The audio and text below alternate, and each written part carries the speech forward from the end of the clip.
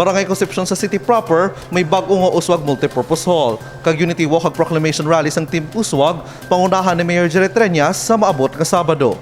Ginpangunahan ni Mayor Jerry Treñas ang inaugurasyon sang bagong Uswag Multipurpose Hall sa Barangay Concepcion City proper. Ini ang magaserbi nga venue para sa mga sinapol sang barangay kag kung paano pa makabulig sa mga pamuluyo. Dili man mahimo nga madihon ang mga programa sa barangay para makahatag sang serbisyo sa mga residente. Ginakalipay ni Mayor Treñas ang pagbukas ng multipurpose hall bangod kabahin ini sang iyang Wills Program for Inclusive Development. Sa idalom sang welfare o kung ikayo sa mga pamuluyo, kabahin ang pagtukod sa mga pasilidad para sa paghatag sang level up nga serbisyo sa mga pamuluyo. Sa piyak nga bahin, ang batian ng mga handom sang Team Uswag para sa syudad sang Iloilo. Sa maabot nga Sabado, Marso 26, pangunahan ni Mayor Jerry Treñas ang Team Uswag para sa isa ka Unity Walk alas 3 sa hapon kag pagasundan sa Proclamation Rally sa Efraim Treñas Boulevard sa Barangay Nabitasan, La Paz.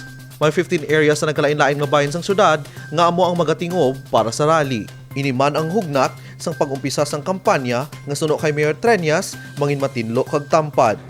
Ginaimbitar ko ang tanan sa amon nga proclamation rally kag aton nga Unity March sa Sabado dira sa Prime Estate dira lang nga panaog halin sa St. Joseph.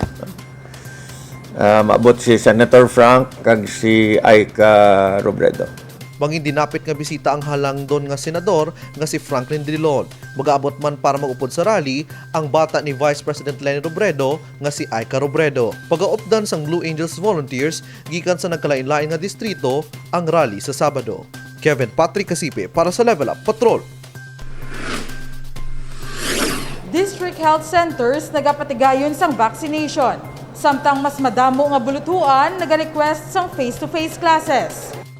Ginkalipay ni Mayor Jerry Treñas ang madinalag-on nga kampanya sa pagpabakuna sa syudad sang Iloilo. Sang damlag lang, ginatagan sang pasidungog ang Iloilo City Data Management Team matapos makuha ang best performing LGU bangod sang 100% submission sang vaccination line list. Masobra 1 milyon nga dose ang na-administer sa syudad sang Iloilo.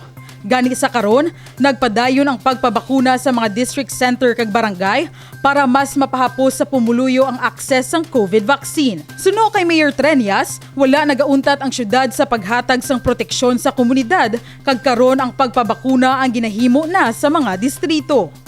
Ang vaccination way na sa mega sites, ara na kita sa barangay. We go to the barangays, we are ready with the district health centers. I think nalistatan na ito, no? We'll release it again. The vaccines are already available in the district health centers. Kung mapa-booster ka or ma-primary doses ka, ready na dira sa district health centers. Bangod sang padayon nga vaccination kag pagpabilin sa Alert Level 1, ginpabutsyag sang alkalde nga madamo na nga mga buluthuan ang nagbalik sa face-to-face classes. Nakita sang alkalde, dako ang mabulig sang pagbalik sa mga estudyante sa mga buluthuan bilang kabahin sang new normal. Bangod nagumpisa ang face-to-face sa mga universidad, hindi malayo nga mahimo man ini sa elementarya kag sa mga daycare centers. Amat-amat din ka-request ang mga eskwelahan sa face-to-face na nila, ginaaprobahan na naton. And pretty soon, manaog na sa dalom sa mga grade school.